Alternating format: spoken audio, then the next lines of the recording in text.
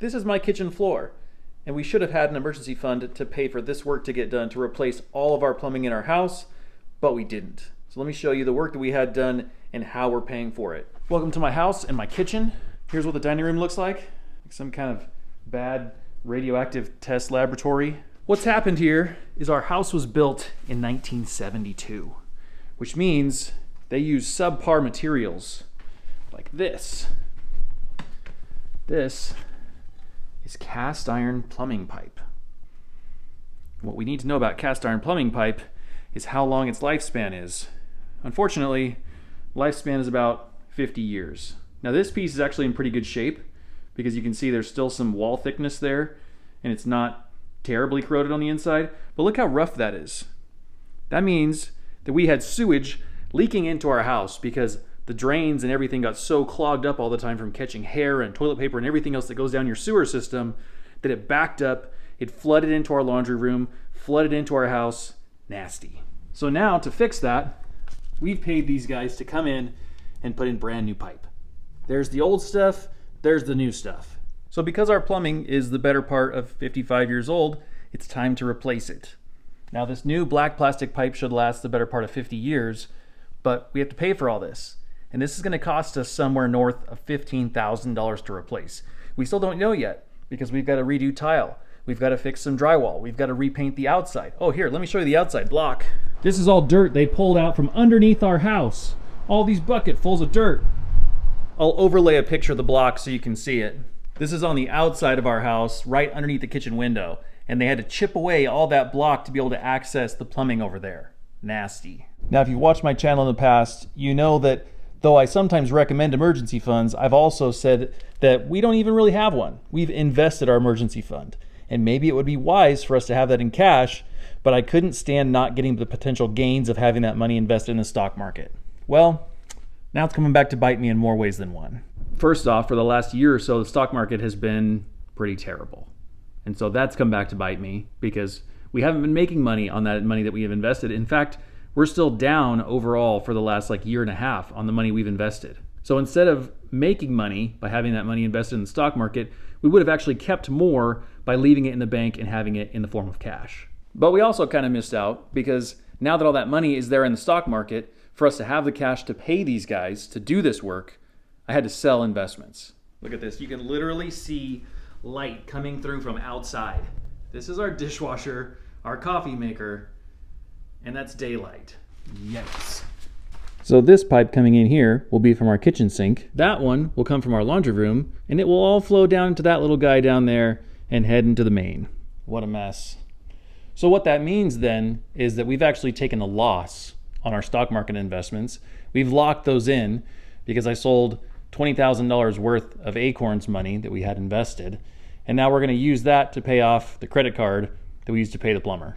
So what have we learned from this? Well, modern technology in plumbing is great. It's way better than the old stuff, as I almost fall in this hole. So if you can, have your house checked out before you buy one to make sure it doesn't have cast iron plumbing. And if so, have some cameras go down in there and verify if it's in good shape or not. But what have we learned about finances, about having an emergency fund, and whether or not we should have that money invested or keep it in cash despite kind of losing out on the interest we might make if we have it in the stock market? Well, these things ebb and flow all the time. And back when I made that decision to have the money invested in the stock market was doing well, and general interest rates for something like a high yield savings account were not doing well. Why would I make 1.5% in a high yield savings account or less when I could make 15% in the stock market? I'll go invest it. Now that's flip-flopped because high yield savings accounts are making upwards of 4.5% in early 2023, and the stock market is just barely breaking even. It's up 3 or 4% year to date, maybe. So I wanted to share that I kind of fell victim to trying to time the market in a way, trying to time out when it would be the best time to have our money put in a particular place to maximize it, to get the most efficiency out of it. And the problem with any time we try and do that is that we're going to be a little bit late. Whenever we're doing that, we're reactive to what's already gone on in the past, which means we're probably at the tail end of whatever that trend is. Like right now, it seems pretty wise to put all of your available cash in a high yield savings account or to put it in something like treasury notes. But maybe 2 or 3 years from now, it turns out that that was not a wise decision because you missed out on some other big opportunity. But the problem with all this stuff is that we can't see it coming. We can't foretell the future. And so all I can say is, going forward, I'm going to have more cash on hand. Maybe not a full year's living expenses, maybe not even 6 months, but I'll probably have 2 or 3 months of living expenses in cash, because otherwise I'll have to do what I did now and sell investments to make this happen. I also just wanted to point this out because I feel like sometimes people that make videos on the internet act like we know everything. Just because we've done some research or we've read some books or we pay attention a little more than the average person, that we're somehow an authority on everything and you should come to us for all the answers. Trust us. And in some instances that might apply, but not everywhere. And you can't trust us all implicitly without having to do that thinking for yourself and figure out what you're comfortable with. I also just wanted to share that I made some mistakes here and I didn't fully optimize despite my best efforts to do that, despite the work that I put into this and despite trying to be really intentional. So be careful whenever you talk to a financial YouTuber or somebody else online who seems to have a lot of good information about things and you ask them, hey, what should I invest in? Hey, what kind of account should I use? Hey, where should I put my cash? We can make our best guess based on recent history, based on what we know about what the next 6 months might look like. But anything beyond that, we're just clueless like everybody else. And even then, there's just unpredictable factors that come into play, like an unforeseen plumbing issue. Yeah, we had an idea that something like this might be necessary at some point, but all of a sudden, when your house is full of sewage, you've got to take action. The finance markets aren't any more predictable than the state of your plumbing system that you can't see. Probably even less so. So despite how good something looks on its face value, don't put all of your money in one spot. Even if it's something wise like index funds in the stock market, it doesn't always work out. Same thing with cash. Don't keep all your money in cash. Don't keep all your money in crypto or bonds or any other one thing.